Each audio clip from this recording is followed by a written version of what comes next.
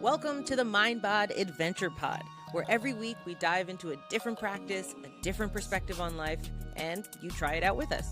Join us on Substack at mindbodpod.com to watch this episode as a video podcast. And if you want to support our crazy adventures and get fun perks and exclusives along the way, join us as a paid subscriber. Now, onto this week's adventure. Dr. Juliana Hauser, welcome to the MindBod Adventure Pod. Thank you. So happy to be here. We're very excited to have you here. Oh, yeah. I'm your host, Jeff, and with me is your other host, Tasha. Yep.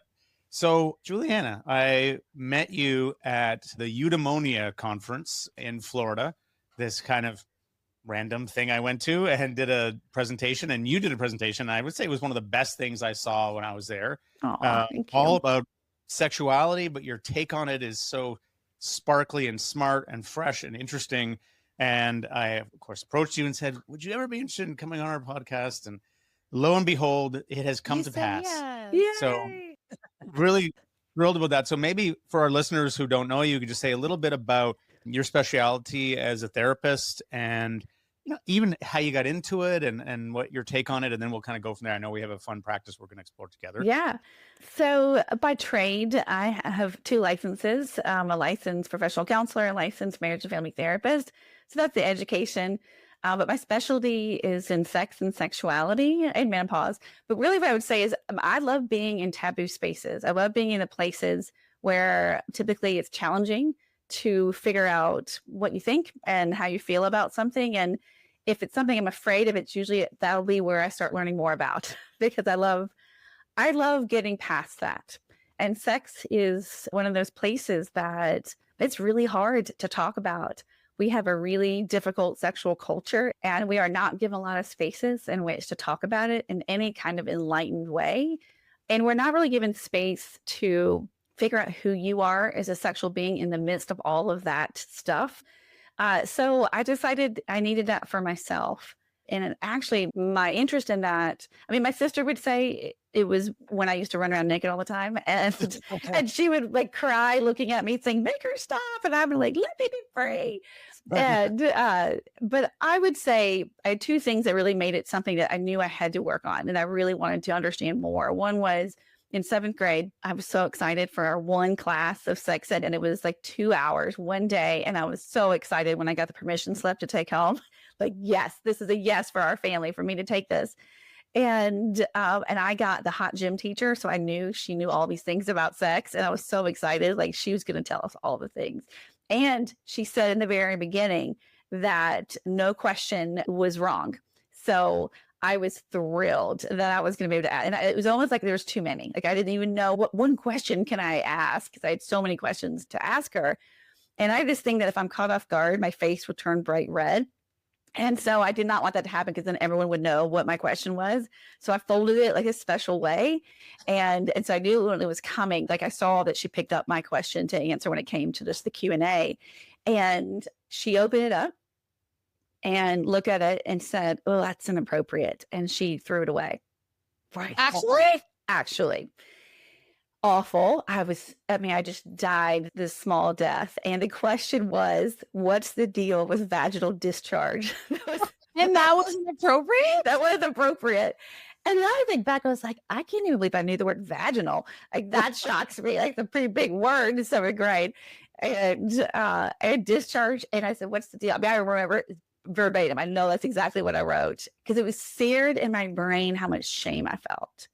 And although my 7th grade brain didn't really know how to register what all happened in that, I knew it felt awful and thinking this isn't how it's supposed to feel. And that's not how she set it up. And then it took a long time to figure out what vaginal discharge was and why it happened. So it was a twofer on that. So that was planted in me. And then later in life, I lived in LA and was acting and had an acting coach. And we all worked together, a lot. And the coach was pretty tough, like pretty direct with us, but we knew it. And it was just kind of this atmosphere of risk taking. And she went around a circle and had us say, what would be a scene that would be afraid to do? And in that, the rule was like, you don't hesitate. If you hesitate, you're out. I was the second person to go. And I was like, oh, if I had to seduce somebody. And then the next person went. And I remember she looked at me and she's like, murder a child. And it was just kept looking, and it was like incest, rape, like it was all these awful things. And I was the absolute outlier of like the worst scene that I could do was to have to seduce somebody.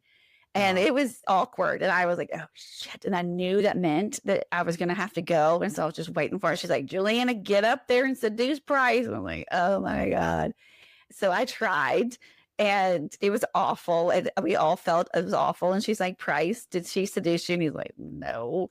And she called out another woman in the class, and she's like, go seduce him. And she just rocked it. Like, we were all like excited. And she's like, so Price. And he's like, I can't even form words. And she looked at me and she's like, fix that shit. Fix it. Like, you got to fix it. Like, you're going to be going up for the roles that you're going to have to be seducing people. If you don't know how to do it and you don't know how to abide that. And she had a point, obviously, that made sense in acting. But it was in the after part of that I was like, fix what? Like, what am I fixing? What does that mean? Even though I knew she wasn't wrong, I was like, what is the it?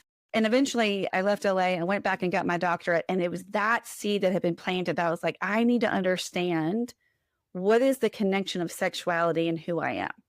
Because in that, what I realized in acting was that I could perform sex, meaning like in my personal life, I knew how to show up for a sexual connection.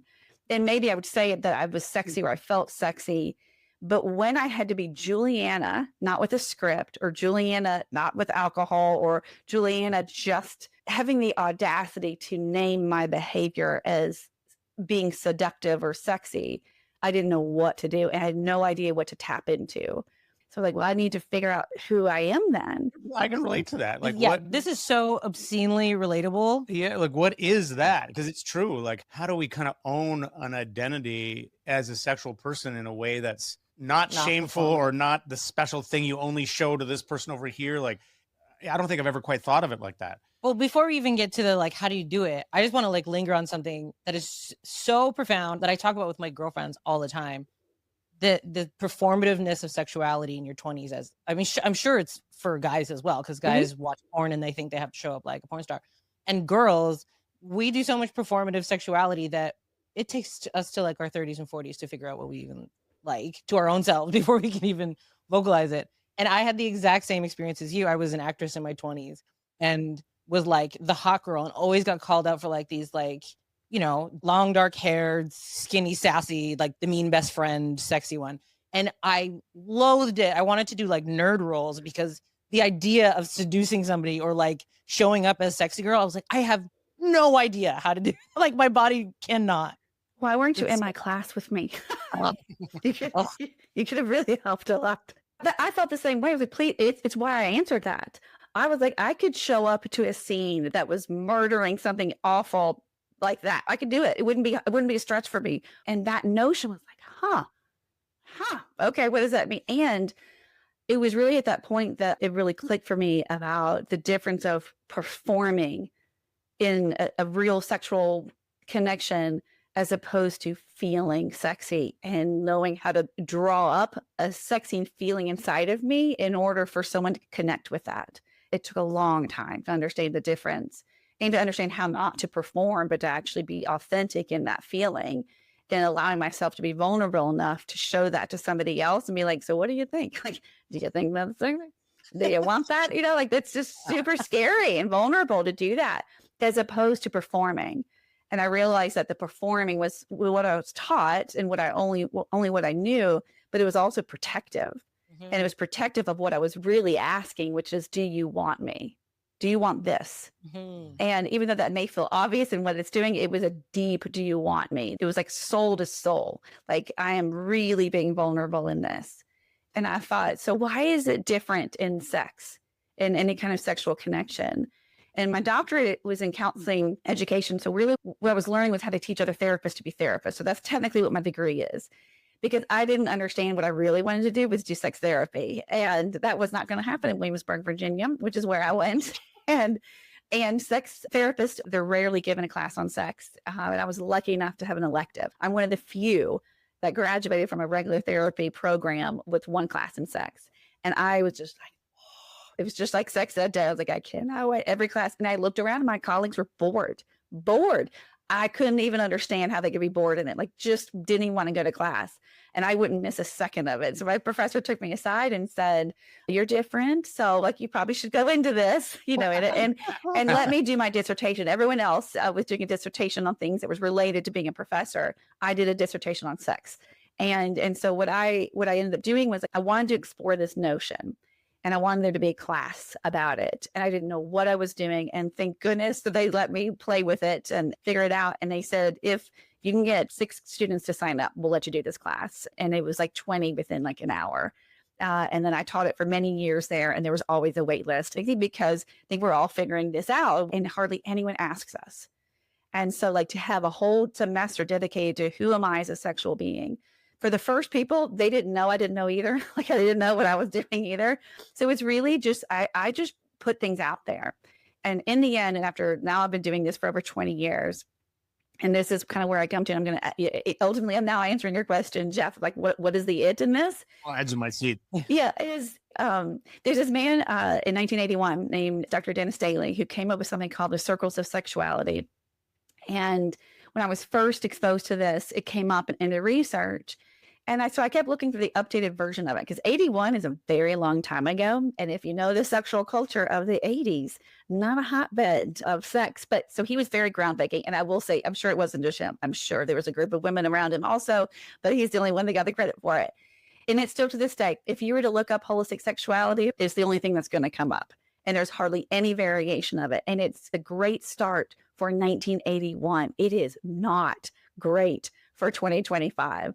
So I started working on my own version of it. And the premise of it begins that the final frontier of self-development is sexuality. And it is one of the last places that we get to know who we are because of our sexual culture, no matter what country you're in.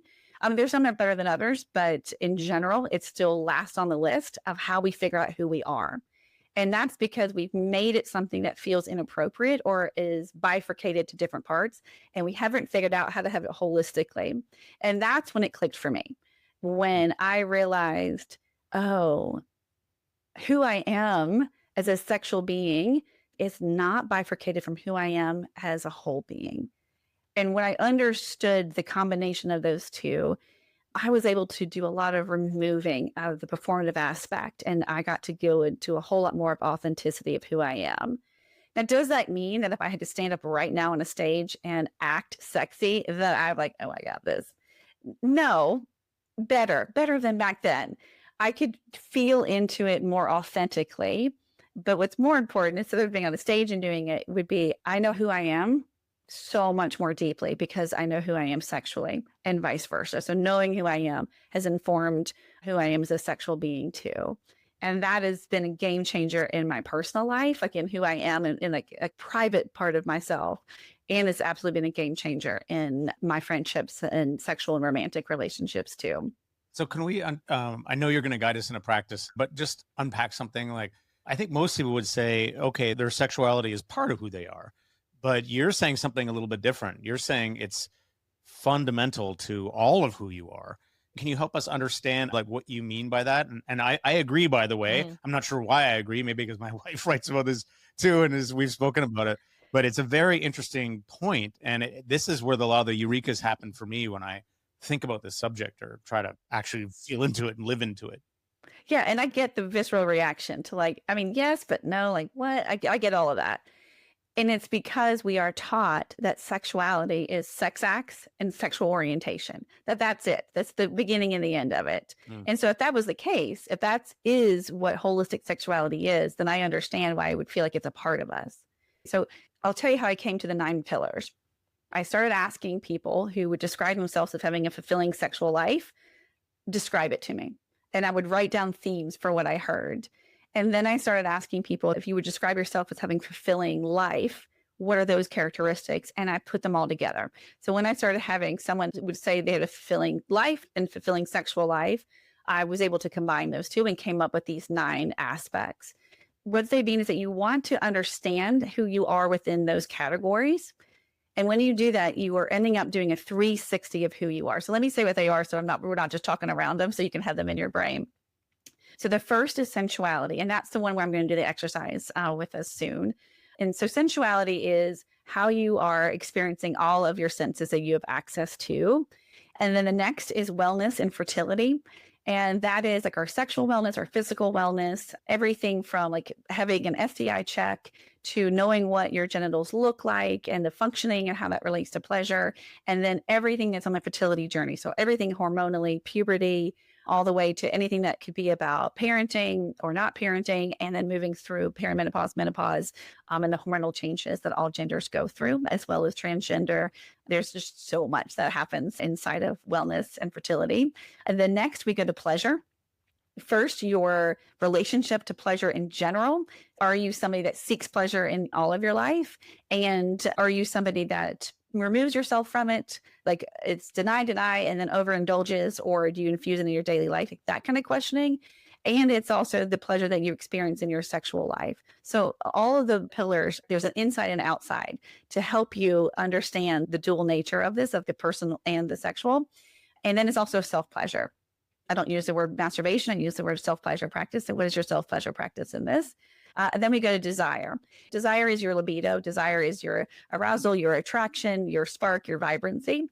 And then kind of do a little bit of a detour of like vibe of the pillars, and it's sex acts and interest. And I have a particular way that we talk about it. And I even like have a list that we go through, and we do like an active agency in that of choosing what your yucks and your yums are. I use the phrase yucks and yum a lot. And in the sex acts, we do a lot of describing like, what do you want? What do you want? What do you need? What are your guesses? What are your no's? And how does your body tell you that it's a yuck or a yum? Then we go to intersecting identities. It's very important. Like you cannot talk about holistic sexuality if you are not understanding all the identities that go into this. And it is things like race, it's gender, it is your orientation, it is your socioeconomic status, it is your culture, it is your country, all of those things. And it's in the two ways. It is what you were just dropped into by birth. That's just, what did you land? What's the lottery that you got to miss?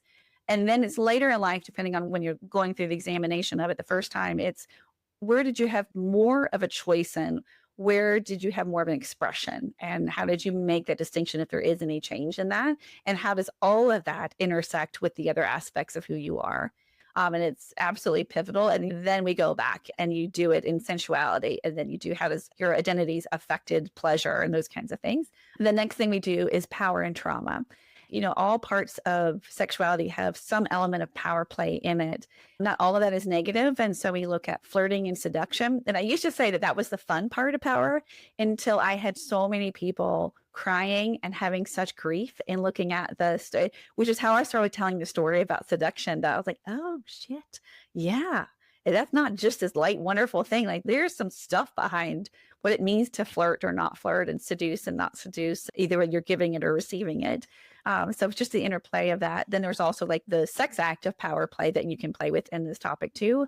And then there's the continuum of sexual violence and power and manipulation, harassment, you know, all the way to molestation and rape. And then I add to it trauma, which is, I think that if we're looking at the essence of who we are, so what I'm really saying with holistic sexuality is that holistic sexuality is the essence of you, is the core of who you are.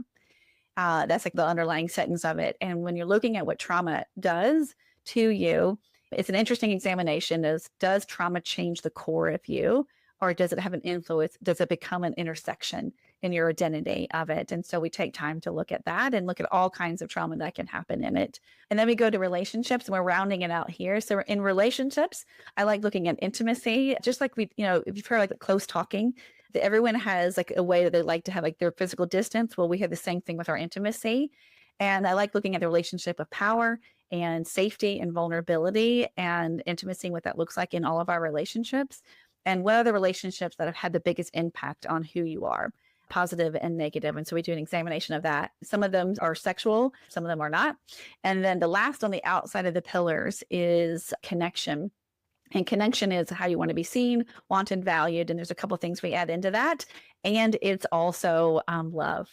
Love is a really interesting thing to add into the examination of it, because I think there's just so much negativity that people have been taught that love has to be a part of who you are as a sexual being or as a part of your sex acts. And I almost didn't put it in it because of that, especially with a lot of people have religious trauma that's related to who they are as a sexual being. And then I felt like, no, it has to be a part of it. And so we really dissect what love means and how that's related to how you connect into the world, then all of that is the outside of holistic sexuality. And in the middle of it, the hub of it is agency, which is the crux of my work. Agency is knowing your terms, like what are your yeses and nos, and then learning how to live your yeses and nos and infusing agency in every single part of those pillars. When you do that, there is not a stone that is unturned of who you are. So by the end of those 9 pillars and going into agency, it's examination of the core and the essence of you. It has a lens of sexuality with the detail of it. But what makes the statement that it's your final frontier of self-development that I think is really truthful is that sexuality is one of the few parts of us that is with birth. We have a body and we have sexuality. We do. And so we all have it in common. It's universal and it changes a lot. We don't just examine who you are as a holistic sexual being once. You are constantly needing to look at it, and it is constantly being affected and impacted by your environment, by your relationships, by your senses, by every single one of those categories.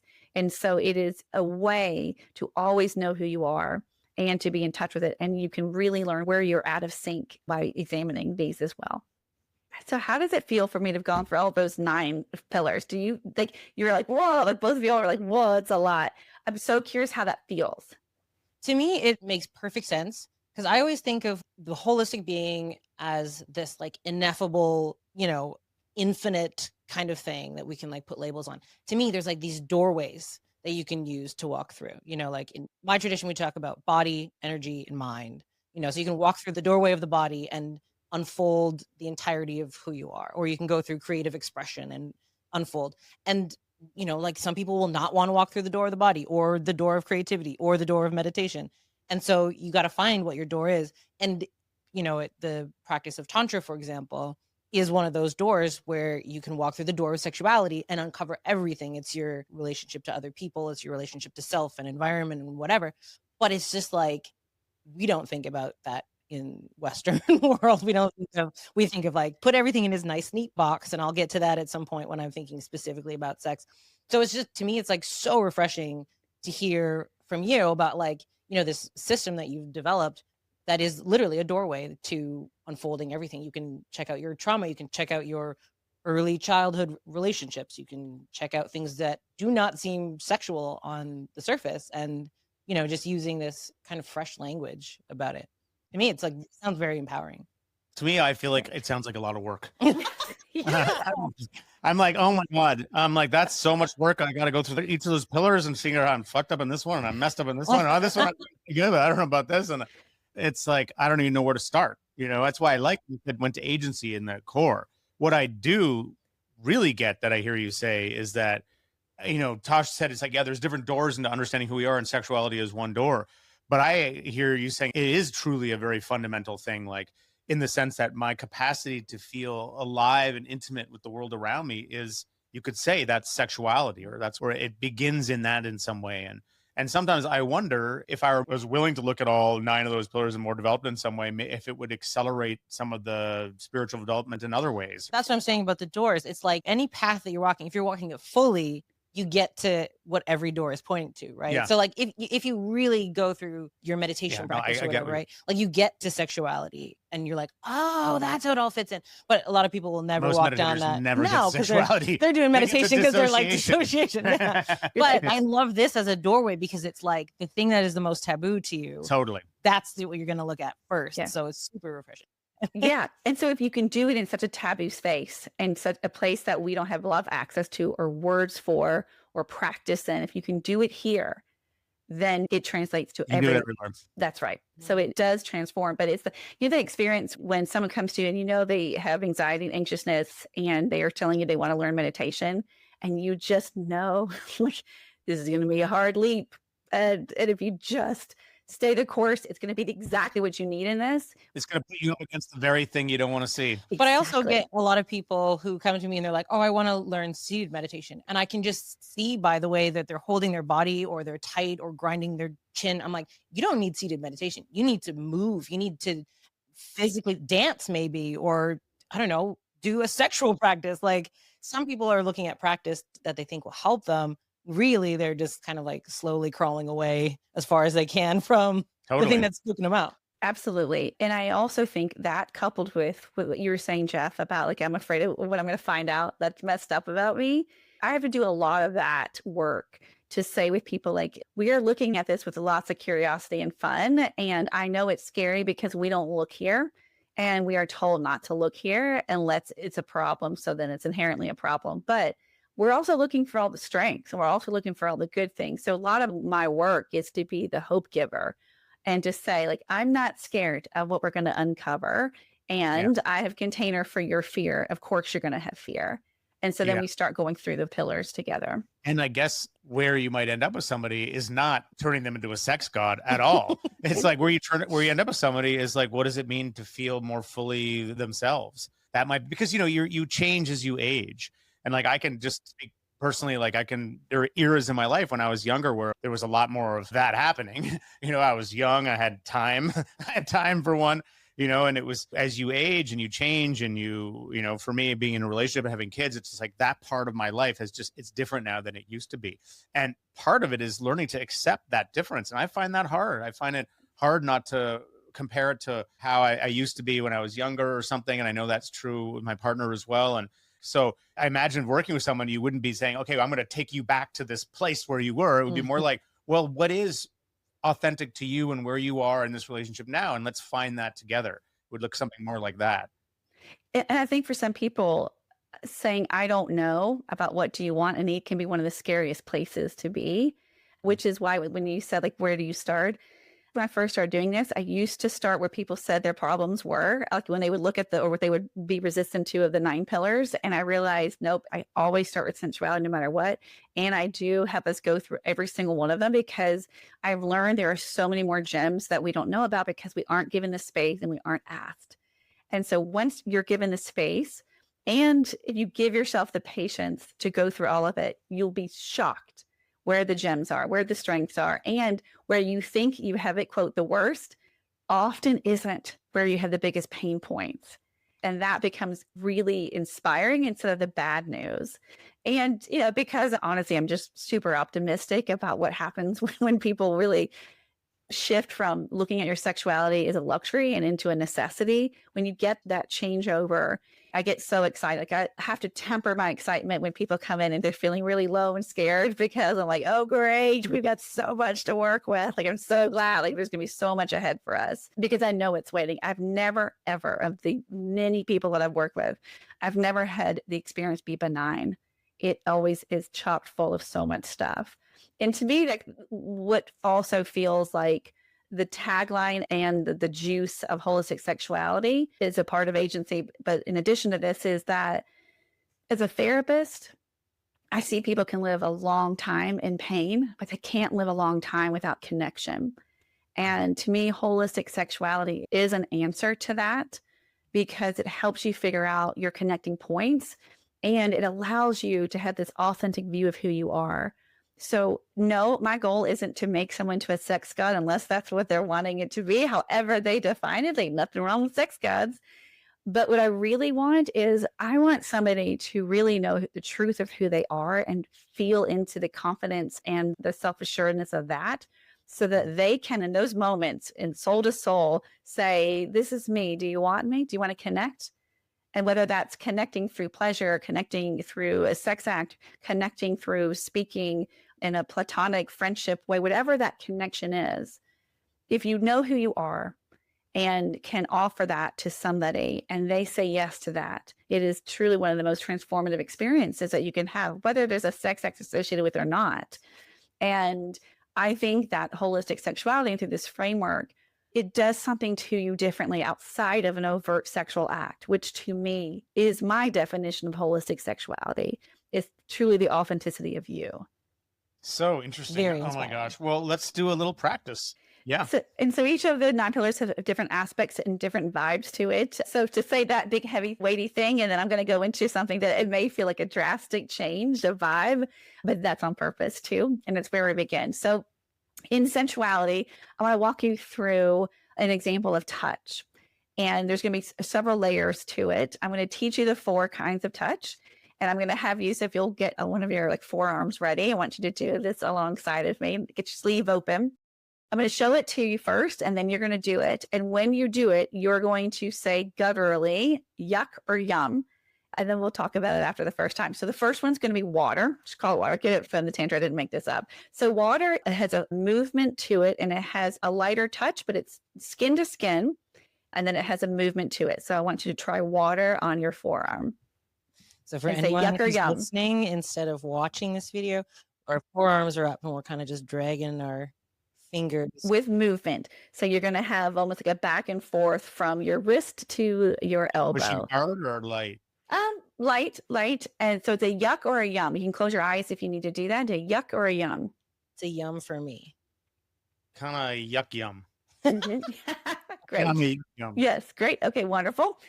So the next one is going to be ground.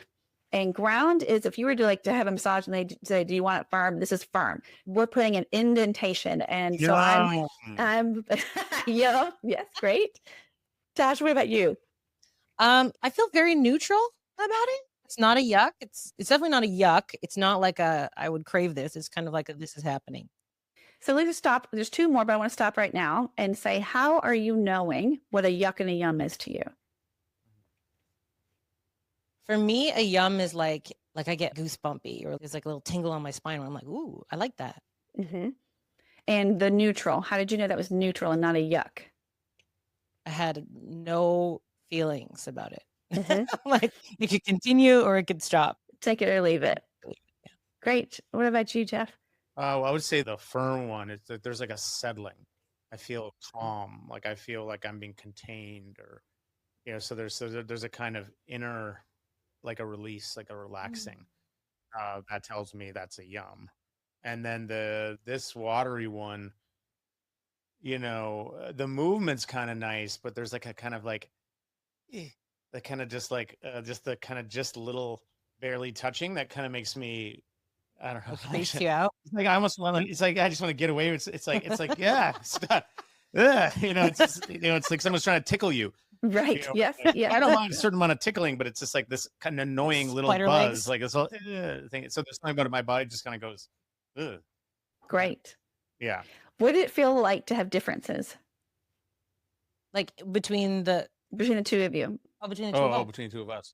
I find it really interesting. Yeah. Like it's just really cool to me that like two bodies just react in such wildly different ways. And then I get curious about I wonder why that is. It's like, what's the neurology behind it, but also how did we encounter touch differently in our lives and make us like one thing versus the other? And it makes me wonder, well, if she really likes that kind of touch, like what's wrong with me that I don't? Oh, right. Yes. I'm not really going there, but a little bit. I'm wondering well, for some reason that I've got, is that something that happened in my childhood or whatever, or I don't know. You got tickled too much. I got tickled too much. I mean, I'm not really making a problem, but I'm just saying that I wonder. So let's finish off the last two. So the next is going to be air. So air is, if you can see it, if you were to close your eyes, you would know that your hand is up against your forearm, but it's not necessarily touching. Every once in a while, it may grasp it a little bit, but it's more, you can feel the heat of your hand and it moves. So you're moving it again from your wrist to your elbow. And every so often it's making contact, but you could just keep it still and it's right there. Yuck or yum? Yum. Yeah, I think it's a yum for me too. And then the last one is fire. So fire is going to be like raking your skin or slapping, pinching. That's a yuck. Yuck. It's a definitive yuck for me. And Jeff? I don't know here. Let me see. Well, this slap. If you could see them, they're just slapping their hands, just slapping their arms. Try pinching, pulling. I don't really like the pinching and scratching so much. It makes me want to punch somebody. But the little bit of kind of waking up, kind of bracing, I wouldn't say it's a yuck. I'd say it's kind of like, yeah, not so bad. I never thought of that before. Hey, don't spank me, anybody out there. I'm not saying I want to be spanked. Okay? Not that we would judge. We're not going to yuck anyone's yum. Yeah, no, I think I like the slappy part, No. but not scratchy. Now go back to the touch that would feel like the best yum of those four, and do that to yourself.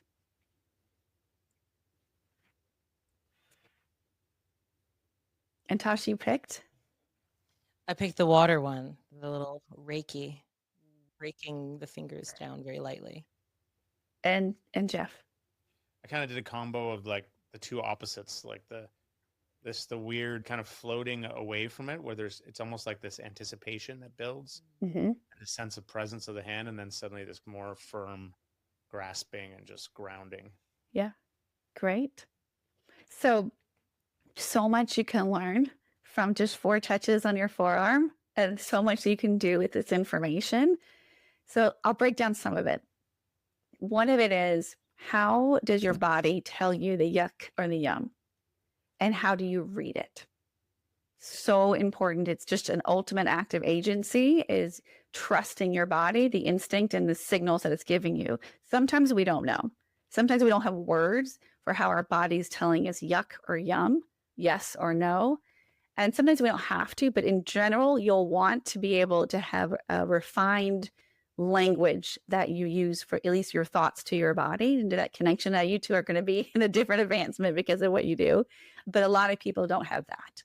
Sometimes that's the beginning, is how does your body tell you yes or no? Because how could you give consent if you don't know what you yourself like?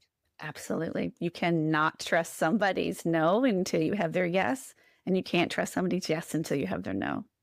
And it's also just really interesting. Like what I noticed for me, the last one was the yuck, but I wouldn't have even called it a yuck. It's literally just this like anger feeling. It's like anytime anyone's ever slapped me on my ass or like touched me hard, like in some kind of pain way, I hate being pinched, like all of those, my immediate physical reaction is anger. Like to me, it's just like, oh, this is this annoying thing that's happening. But it's just such valuable information. Like knowing that I don't have to shut down in a, like if it's like a sexual encounter or whatever, I don't have to shut down, where normally I'd be like, oh, this is just over. I can actually use that information, translate that into words, and communicate that to a partner who might be like, oh, that's very interesting. I'm sorry. I'll never smack your ass again. You know? Yes. Yeah. And if you know what your yes is, you can do an offering of like, it's a no to the slap, but it's a yes to this. Like, don't slap my ass, but you can do like the water on it, and that's going to be a yum. I mean, maybe not, but you have something to play with too with it. But I love that. You're absolutely right. I think it can reframe what this means to us and why it's a no. And that doesn't mean abandon the no. It means hold it. And I think that can be very helpful and really powerful to it. Same with our yums. I want our yums to have that kind of weight and understanding to it as well. So that's one layer to it. Another is, if you were to do this, if I was to say, do this 4 on your head versus your feet versus your genitals, you will rate them differently on different body parts. And that will be really interesting. Like, you probably not going to like a slap on the head, but there may be some that are always a yuck. What'd you say, Jeff? Definitely not in the genitals. He slaps the Well, look at his face. Just looked like he was imagining just getting a slap to the jaw. No, that would not work. Right. Yeah. And for some listeners, it may be a yes to them. What's wonderful is it's the process of having the bravery to find out. Yeah. And if you can do this with a touch on your forearm, then you can sit in that when you are looking at something that feels like there's a heavier lift to it. So it's one of the reasons why I started sensuality, because there's just so much to learn, and it feels a bit safer, that it feels like the hurdle to it is less. But let's say desire is something that you feel really sensitive to, and your relationship with desire and libido isn't where you want it to be, and that feels very scary. It's why we don't start there, because I need you to have the confidence and to have the practice of the I don't knows and the yucks and the yums. And I want you to start feeling the agency of, you get to have a yes or a no to this. And that's also like in the way that you all both did the yucks and the yums, you had differences in it. And you're both saying, oh, that's interesting. And if I know that you were part of it when I did this with a whole group of people. And so, we had, I don't know how many people it was, but a lot of people in a room.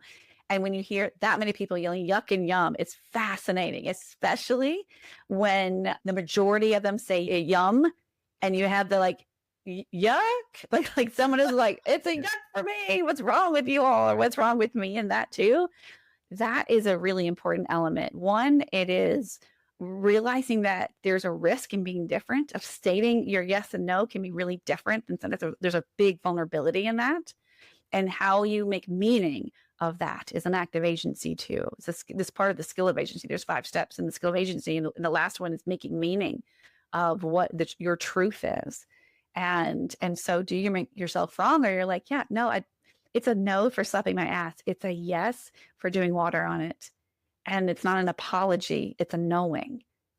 And when you get to be in friendship or in a sexual relationship with somebody who really knows their yucks and yums on all levels, it just gives you so much room to play with and to have fun with. And it's an invitation for you too, to have your yucks and yums and get to be the truth of who you are. Because we're talking about this, and this is one person going through 9 pillars of holistic sexuality. Imagine next to somebody, a partner who's doing their 9 pillars.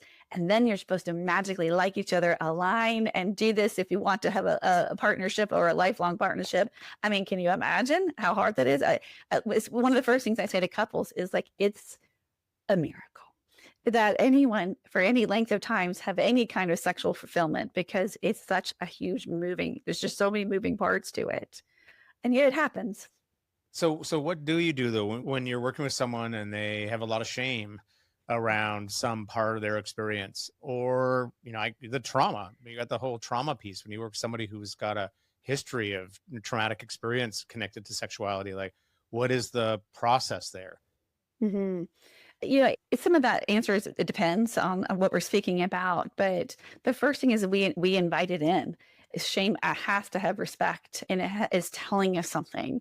So we wait for the stories. And part of my framework, so within sensuality, we'll go through all of the senses. I have exercises with each one of them. And then I have a timeline that everyone does. And so we start from birth to wherever you are now. And we start putting in stories of sensuality within it. And I ask people to look at stories of celebration and stories of healing. So everyone writes a story of celebration and healing of each of the 9. So by the time you're done, you have 20 stories of your timeline, of your life that you have really dove into. And then by the end of those 20, we end up picking 2 of them. And I have you write even more into those stories. And then if you do this in a group, which a lot of the times I have a course called Reveal, that's what this is based on, you read your 2 stories to the group. And it is extremely powerful to have stories that you own, something that feels like there's a healing element to it, and that you own a story of celebration. Because what I have found through doing this over 20 years is that absolutely, there's not a person that doesn't have some kind of trauma in general, let alone a trauma within sexuality. They just maybe not have defined it that way, but it will always find it. And every person has shame. We have a shame-ridden culture, so it's always a part of it. So it's never a surprise. It's like, oh, come on in. And it's basically like, how much couch room do you need? Like, do you just have a little bit of this, or do you need 2 couches in a row? We've got space for all of it. And I think that it not being a surprise or this huge revelation that you have to dump into the room is like, oh, of course, right. So tell me about yours. I think that attitude can make a big difference, because we have shame about shame in this, and we don't have the language for it. But I think more than the presence of shame being hard for people, I've actually found people have a harder time celebrating than actually speaking of the shame. I was going to ask about that.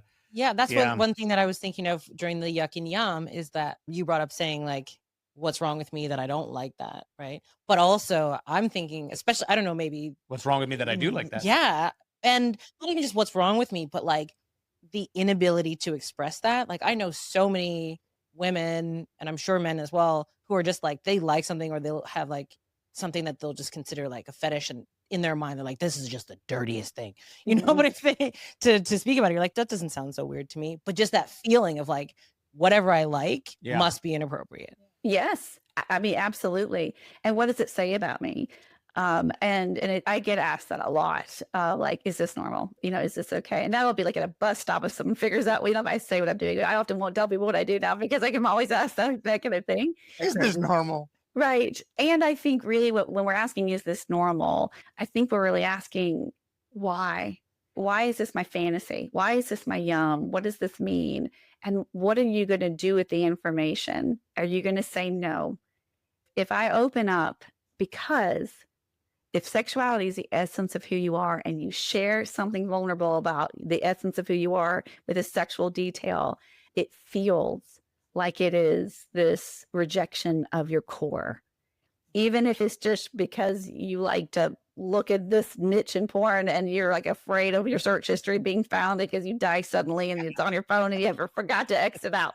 Oh, Like, shit. yes, Yeah, it's like your grade 7 experience. Yeah. that's right. You're crumpling up your paper and saying this is inappropriate. Right. Yeah. And to me, I joke that I don't tell people what I do so that I'm not like at a bus stop and someone's like giving me all their stuff. But there's also times that that's where I want to stay all day and just be like, just tell me what it is. I'm here to hear it. I think it's fascinating anyway. And let me normalize this for you, because there's 10 other people yesterday who said the same thing to me. And there's probably 20 who just wanted to and didn't say it. And it's a privilege of what I have. Like I feel so fortunate for my own healing that I have gotten to hear so many stories of what people want and don't want and their yucks and their yums, that it's absolutely helped normalize where I am and who I am. And I wish others had that, which is why I've added storytelling to the aspect of discovering who you are as a sexual being, because I think it's just critical to share. We already know what neurologically happens in our storytelling process. We know what that does for our brain and our neural pathways. And you put that in a context of sexuality that has such little protection, or it has strong protection, so there's little access to it, then we know that there's just so much transformation that happens. And I have seen it absolutely change. Because some people think, oh, like they think I'm weird for wanting sex. Like it's so much judgment for that, which is fine. And then people are curious, why would it remain interesting? And to me, it's because it's just such a window into who you are. Well, I can really see the healing you're describing, is it's not unlike the healing you see within a meditation context or whatever, where so much suffering comes from binding yourself up into a certain ideal of how you need to be, a rigidity of fear of the world. You're like this beautiful organic being that's jammed yourself into this little corner. And as you're part of the process of healing is owning the parts of you and letting them out and showing them and then connecting them out to the world. And that's how you connect to a bigger, more intimate world. And I think this sexuality piece is definitely central to it. And I just want to say, I really appreciate the work you put into thinking about it. You know, it's very clear that you've got a very rich system. And I hope you're going to create a school at some point. I'm sure it's already on the, who knows, because it seems like a very, very, very valuable process. Could you say anything about, people who want to find you you your and course, and I know you got a book coming out, and if people want to learn from you and train with you, I mean, what are the options? Yeah, thank you.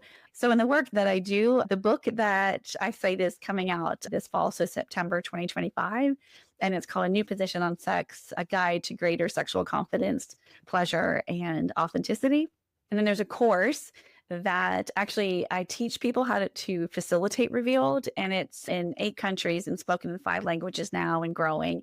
So it's really exciting to have it moving forward, because it's been very important for me for this to be really culturally diverse, and learning how in different cultures and different races, how we look at sexuality.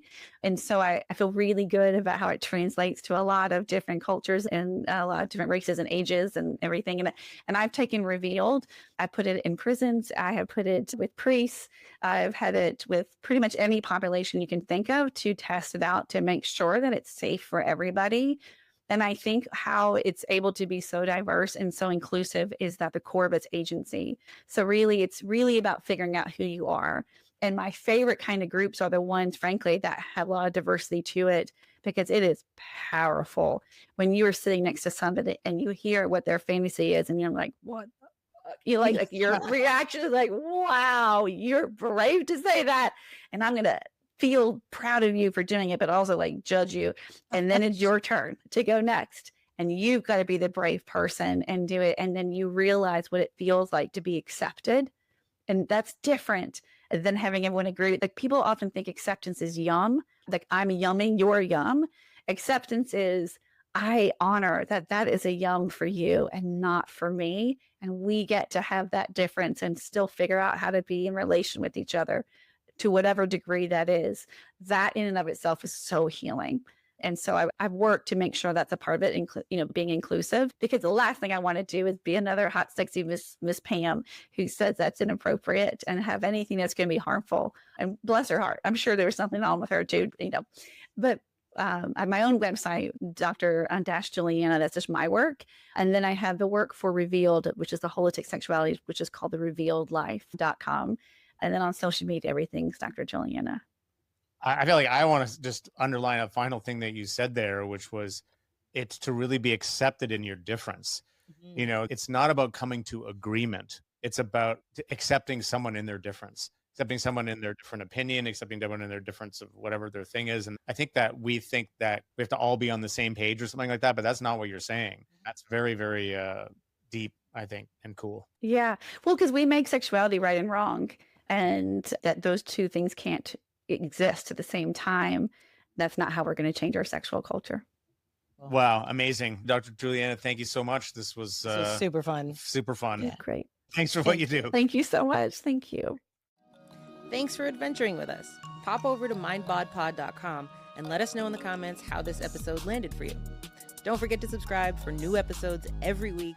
And if you want to support our crazy adventures, get fun perks and exclusives along the way, join us as a paid subscriber. See you next week.